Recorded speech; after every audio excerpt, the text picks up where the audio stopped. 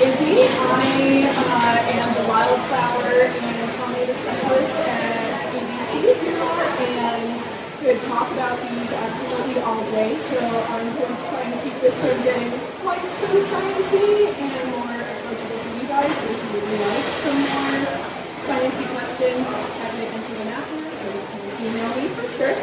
So this is all about gardening for native bees and other pollinators, and how to support biodiversity in your own backyard, which is actually a lot more important than you might think. I speak for the bees.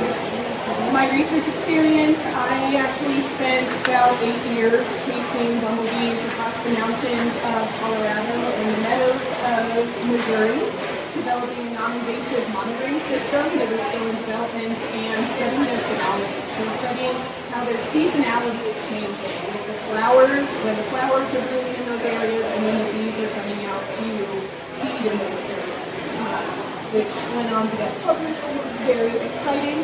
And I also have done a lot of trial garden management for wildflowers.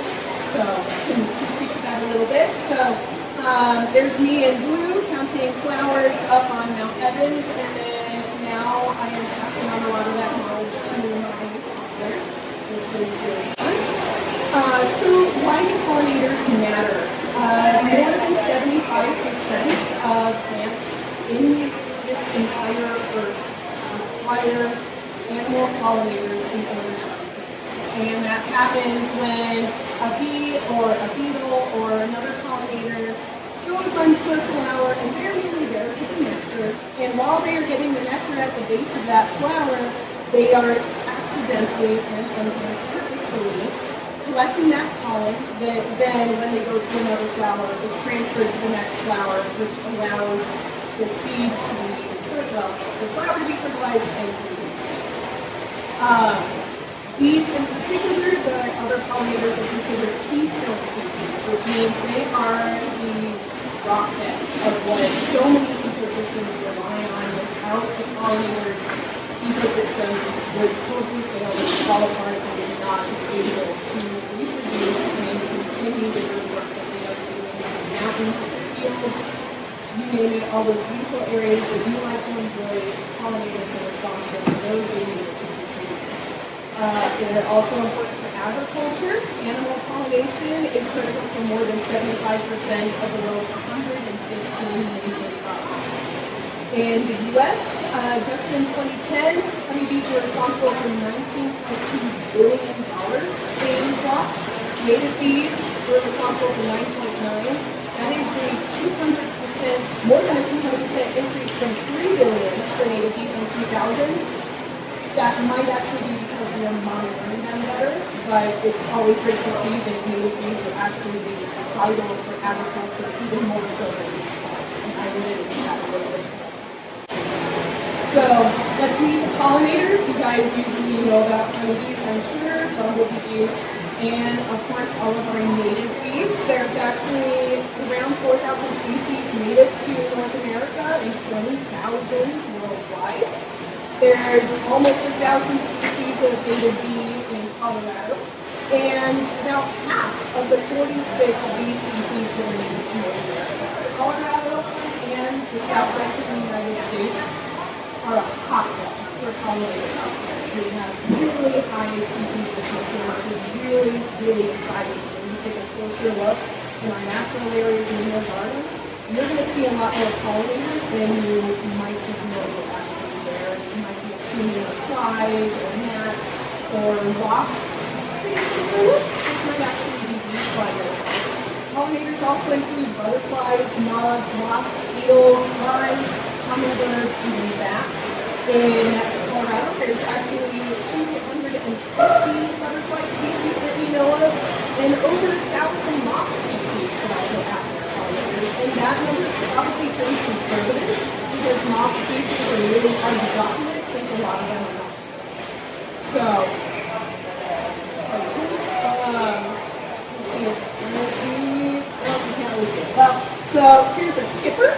They're the cute little sidekicks, just like they are for Barbie, to butterflies. They're in the butterfly family. This is actually a thread-waisted wasp on this cosmos. and a really beautiful green, often in sweaty, and then the giant bumblebees that I'm sure you already see use the same plant. So, how about some misunderstood pollinators, especially wasps? The vast majority of wasp species are solitary and non-aggressive. They really don't want to mess with you since they're solitary, as are most of our native bee species. They don't have a big colony to protect. So they aren't going to really want to get used there. They have nothing to defend. So they're going to basically leave you alone. They're not going to sting you unless you sting them first, so to speak. They are wildly beneficial. Most of our native wasps are predators or parasites. So they will either go after a lot of garden pests or parasitize them and help reduce those nests, both in agriculture and in the garden. Tomato hornworms, have you ever seen one covered in little white sacks? Eventually, that's actually from a parasitic wasp having laid its eggs in that caterpillar. It feed on that caterpillar, and then emerge into the line and continue that cycle. Beetles evolved as pollinators even before bees and wasps and butterflies. They are our most ancient pollinators. And they, along with wasps, are what we call incidental pollinators. So they're just incidentally, as they are feeding on the nectar of flowers, collecting pollen on furry parts of their bodies. Like on this flower beetle, you can see some yellow pollen grains. They're incidentally collecting that, and as they go and visit other flowers, they are transferring that pollen. So they may not be quite as effective as some bee species that are actively collecting pollen or are fluffier, but they're still a major part of that ecosystem. In fact, there are some moth species and some wasp species that specifically co-evolved with figs. Wasps are the only animals that can pollinate their figs. The yarrow plants that are popular for xeriscaping around here, they can only be pollinated by a tiny little moth that can with them. So even with incidental pollinators can be very important for the flowers that they evolve from. Native pollinator declines. Just last month, a paper was released showing that 1 in 5 pollinator species in North America is at risk for extinction. And a lot of these are what we call local extinctions, where the surrounding area around the habitat has changed so much that it can no longer support the pollinators that are in the area. And so either these bee species and other pollinator species have greatly reduced, they've reduced their range, or they've entirely disappeared. This includes 28% of butterfly species that are also at risk of extinction, with their abundance, like how many that there are flying around, dropping by 33% over the past 20 years. 4 bumblebee species, 2 of which are in Colorado, are the primary pollinators of your veggies that you love that come from greenhouses. So they're called the nightshades, so your tomatoes, your peppers, those guys have declined up to 96%, and there's even a species that's at risk for extinction. So it's extremely important that we acknowledge that these declines are happening and see what we can do to help with them.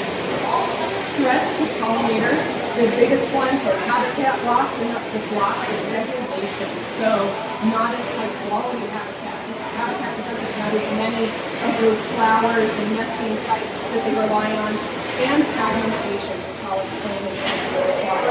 Agriculture and urban development is also a massive contributor to declines because largely it contributes to that habitat loss.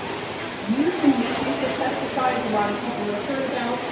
Pests and disease and competition from native hives where honeybees, there are more than 10 to 20,000 honeybees in a single hive that you put in an area, and that area was built to only sustain a fraction of that number of native bees. As soon as you put a honeybee hive in there, the native bees don't survive. And those managed hives also are a primary vector for a way of transferring mites and disease and pests to wildflower. Climate change is also affecting when their flowers bloom that they depend on. Their nest temperatures are sometimes getting too warm for them to survive. And the native ranges of both these pollinators and the flowers that they rely on are sometimes mismatching, where the flowers are occurring in a different area now due to increasing temperatures that the bees may not be emerging or be active. And also, kind of related to this competition, we're seeing higher and higher densities of urban honeybee hives, with very well-meaning people who are wanting to help bees, but they're helping with young bees. So, appreciate the effort, but I hope I can teach you that there are ways that you can support native bees that will also support bees. So, habitat loss from human activities. You can see after World War II, monoculture absolutely exploded. That is when we did all of our huge cropland and all of our remnant native habitats were absolutely decimated and native pollinators declined. And that is actually when we revisited honeybees as pollinators. This habitat fragmentation, when it's fragmented, it's such a small area that the number of different kinds of plants reduces, the number of plants reduces, and that in turn reduces the pollinator abundance. In these fragments, you can maybe see, like right here along this river, maybe right there, there's a tiny little bit of habitat. They're so isolated that pollinators can't even move between them. Luckily, there is something that you can do about that. You can make a garden, which I know a lot of you have. Gardens can be habitat and they can be stepping stones to other habitats. A lot of conservationists like to establish or re-establish habitat corridors. So from this natural area, try to establish or maintain a corridor to another large area. We can do that in some ways by having gardens as stepping stones between these larger areas. And they're kind of like pit stops for larger pollinators like honeybees and bumblebees. But your urban and suburban gardens are also really important for our smaller bees that can't fly as far. And that's why it's really important that in this smaller area, you have something for everyone. That you have a complete habitat that's going to support as many different kinds of pollinators as possible.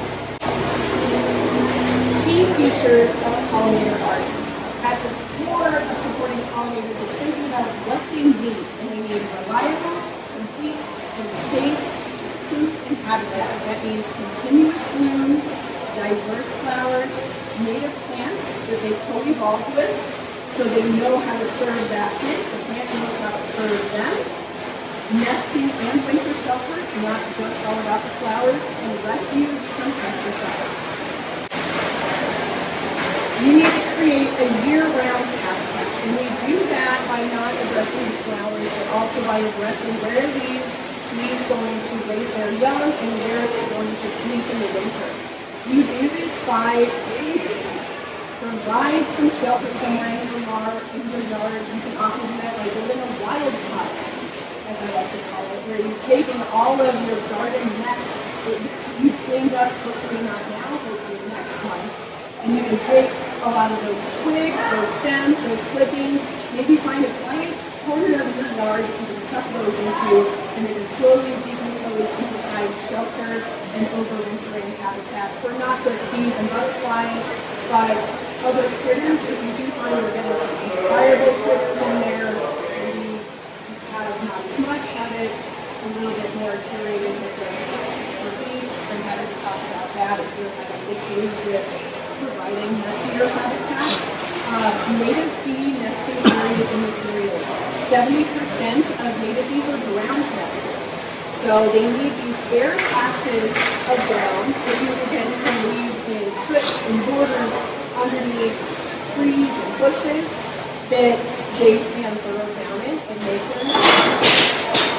30% of native bees are cavity nesters, and they do this in stems or in holes in stumps and in rotting wood. And what they do in both of these cases is they'll make a little brood cell at the back of the quick.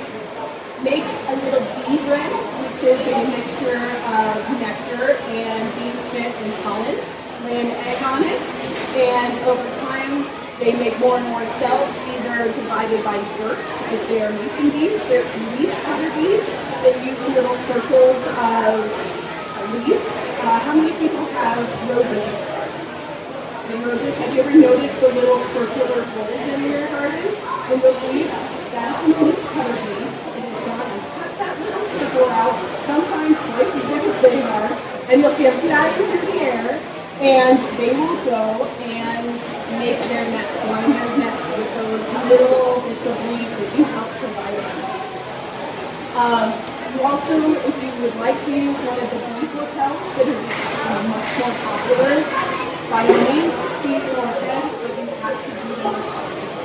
So we have found that the bamboo ones, they don't breathe, so they can sometimes mold in there and nothing survives.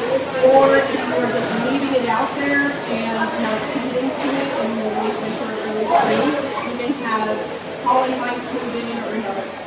So please do provide those housing areas, but make sure you maintain it. Make sure you keep them clean and have your regular places on that after the talk or if you want to. Choosing plants for a garden. I already talked about diversity. That means variety in species, in bloom time, in color, in flower shape. You need something for everyone. There are both what we call generalist and specialist pollinators. So specialist pollinators are the ones that co-evolve with a very specific set of plants. They often, in the case of these, have short tongues, so they can only access these shorter little florets right here. So you need to make sure you're having flowers that are flat like that. Whereas there are other bees and hummingbirds and long-tongued bumblebees that can service the long tubular flowers. So besides the variety, in that way you also need early and late bloomers. You need to have season-long colors because there are some bees that only come out in the very early spring, lay their eggs, make their nests, and then they're gone the rest of the year. So they really need to make sure that they have some at the beginning of the year. Same thing at the end of the year. There are some species that are only active just the last couple months of the growing season. You also want to include host plants. That means for butterflies and skippers, a lot of our native grasses, like the bluestones, brambles, and sedges, are their host plants. And then milkweed, which has become very ubiquitous. Almost all of us, I feel like, know about milkweed for monarchs now.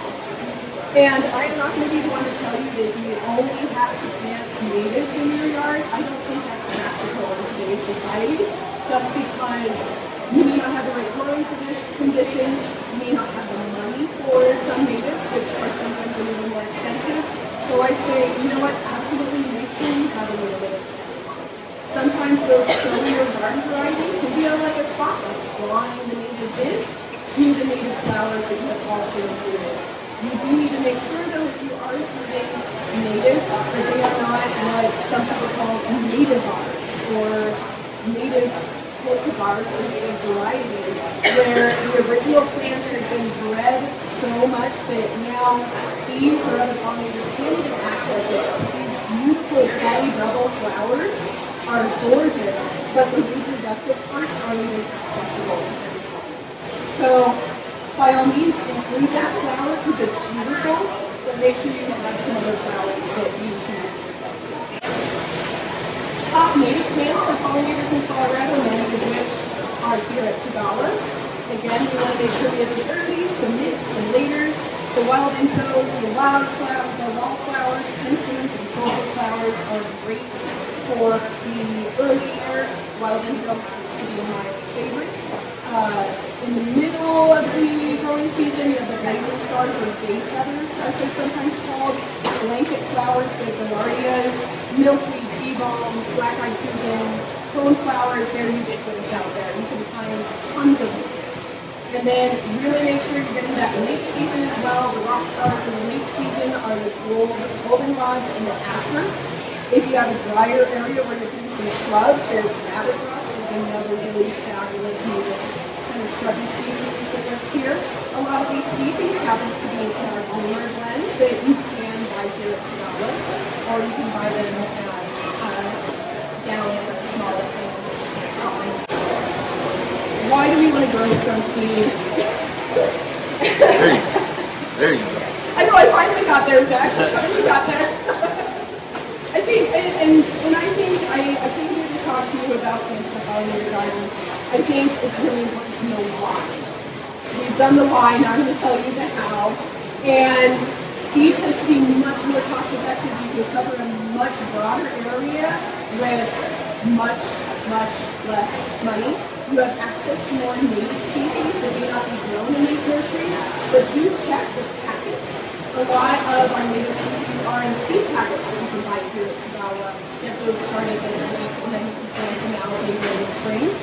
A lot of times, as Zach said, when you are growing from seed, you get better root systems, and they end up being better adapted to your local area because they're starting right there from scratch, and they have less pesticide exposure. I don't believe there's a lot of it happening here at Tagawa, but there are some garden centers where if you are buying one of those pre-grown plants, before you are buying it, it has already been treated with pesticides.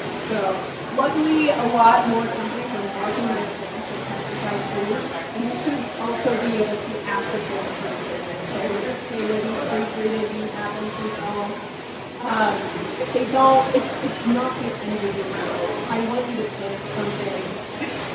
Go ahead, just make sure you have safe options as well. And luckily, the planting from seed is often a lot more convenient because you don't have to fake that. We have already made all of these mixes for you. So if you're overwhelmed because you have kids, you have school, you have a job, there's other things you have to do around your yard, grab a seed mix, or you can take a minute if you need, put it out, go ahead and put it out. So it begins when we're starting from seed. This is another thing that Zach covered very well. Do make sure if you have previous failures from seed that maybe you need to do a soil test to see if you need to do an amendment. Then we work area over here at Tagawa's. And then proper prep and follow through are essential when you're growing from seed. You want to thoroughly remove existing weeds or undesirable vegetation. There's multiple ways you can do this. Back at the trial gardens that I used to manage, very early spring, we would start watering and actually put down a fertilizer to get the weeds to come up. We would let the weeds get up to a few inches, nuke them with a herbicide, and then till them under, and then we would take herbicides. So that way we were reducing all of the weed species that were already in that seed bed. That's not always practical for everybody, so you might want to do some hand pulling, some spot spraying, or just till it all out. If you do till, please don't go down too far. If you go farther than 2 to 3 inches, you're going to bring up just more and more weed seeds from that seed. They've been there for decades, and they'll be there for decades more. Weed seeds last forever. Bindweed seeds that we all love, those can survive the ground for more than 7 years. So I'm sad to say that once you have it in the area, you're just going to be doing it for a while. So you're going to scatter the seeds evenly. Try, especially with flower seeds. Zach had a great image of thinking of his putting pepper on a needle. You want to go even lighter than that, because that one wildflower seed isn't going to grow into just a blade of grass. It's going to get into a larger plant. So you don't need really thick pepper in wildflower seeds. In fact, if you do, they might compete each other, then with water. And just generally speaking, like if you're looking down where you scattered your wildflower seed, you want to see a few inches between the seeds. If you're kind of worried about that, you can get an inert carrier, like some clean sand or some vermiculite, and mix it like 2 to 1 with your seeds if you're just buying it in one of the bags over there. And that makes it a lot easier to scatter evenly with that carrier. And it ends up kind of adding some mulch or the state to the ground. And then you're going to rake it in lightly, maybe with the same implement that you loosened the soil with. Just a little bit. You don't want those seeds to go any deeper than like a 1/4 inch, 1/2 inch, even a So break it in a little bit. And then I like to tell people to just go take a walk. Have some friends over, give them some beers, and just say, hey, would you mind wandering over this bare patch of dirt that I just put some seed down? You don't need to stop. Just have a glass of wine and wander and talk to your friends. Just kind of walk around, increasing that seed to soil contact is something that is very often missed when people are doing any planting from seed. And it is critical for that seed success because once it has better contact with the soil, it's going to have better contact with water. You are going to have a little bit more of an upfront water commitment when you're doing seed. Like Jack said, you're going to do multiple times a day for short amounts of time. You want to see that soil stay damp for at least 4 weeks, I like to say. And you don't want it to cut it. As soon as you see almost forming, you're going to see that seed floating to the top and then it'll wash it over. So it's a little high maintenance. I'll set a timer, go walk an episode of Bluey or your favorite sitcom, and then go water it again. And then patience. With these natives and perennials that I've been talking about, there are many lawns that can establish in one season. Your natives and your perennials may not. I don't want to make that promise to you because it's not practical. Natives take multiple years to establish. The first year it sleeps, the second year it creeps, and the third year it leaps. That's why in a lot of our blends we also include some annuals so that you do get some color that first year.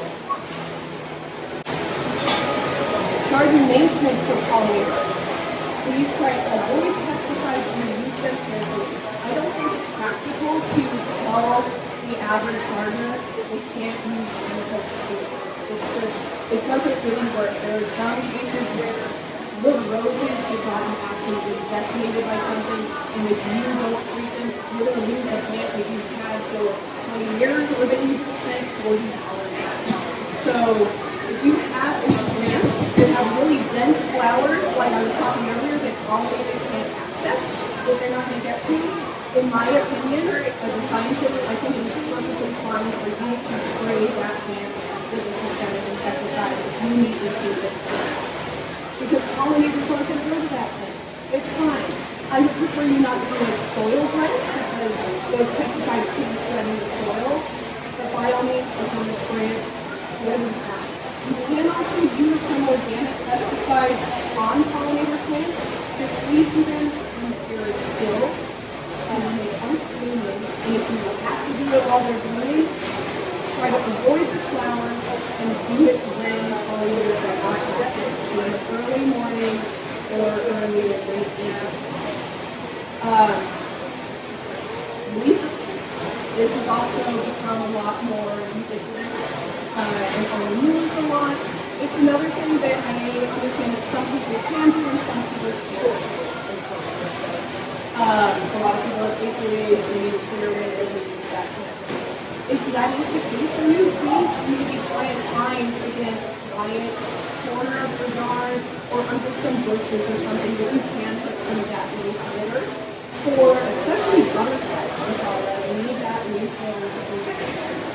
So if there's any way you can use some of it, that's better than nothing. If you can make a light layer of leaves on your lawn, even better. I think that might even help your lawn to survive the winter a little bit, like watering there, not really mulch down those. And then to waste spring cleaning. I would love to tell you to not trim down anything until May. Because in those flower stalks that you hopefully last fall, there are those bees that you saw are overwintering in those stalks. If you do need to cut them down for one reason or another, again, leave it with them to another section of your yard to naturally do them. I'm not going to tell you that you need to leave your yard empty. Not everybody wants to do that. There are ways that you can support pollinators and still be totally OCD about having a better crop. There's multiple ways to do it. I want everybody to feel like they can do this in some way. It's a little confusing thinking about how to leave the stems. You want to leave them in the winter. In the spring, female bees find these stalks to be best. They're making those little pollen balls, laying their larvae over the summer. The larvae are developing. And in the fall and the winter, they're hibernate in those stems. In the spring, you can cut them in spots a little bit, but the old stems will just decompose. It's okay to leave them there. It's going to be fine. The adult bees will emerge and start nests elsewhere. You can also make bee bundles if you don't want to leave the stems, where you just take the reeds, rose paint, or fabulous. You're really easy if you have some leather gloves to make into bee bundles that you can clean up. Or like this bee house at Tagawa Garden Center, you can make a bee house with a bunch of different substrates, but you do need to make sure that you're switching them out every year, and you're keeping it cool so you want also get involved, make it official. You can actually certify or register a well-curated pollinator garden with the Colorado Wildlife Foundation, the Xerxes Society, and Pollinator Partnership. You can join the Native Plant Society, there's one here in Colorado, and involved with citizen science. There's Native Bee Watch, the CSU Extension, there's iNaturalist, that fun app on your phone. You can go and take pictures of both plants and pollinators to help, and some scientists are even starting to use iNaturalist just a little bit to see if we can capture more pollinator observations. There's also local seed swaps, so I obviously would much prefer to sell you some seed. Wildlands Front Range Tracker is a great resource for getting some find natives. And take some of these seeds that we're selling here, take them to a community garden. A lot of community gardens love to have free seed. They love to promote that to their community. It's a great way to support the most resources. Some resources, if you want some more expert guidance, the Xerxes Society for Emerging Conservation, they have plant lists, habitat guides, they have really good agricultural best practices. Pollinator Partnership is amazing. It has eco-regional planting guides and just simple garden cards where you can just look up the garden card for an area and it'll give you this nice tidy list of what you should do for that area.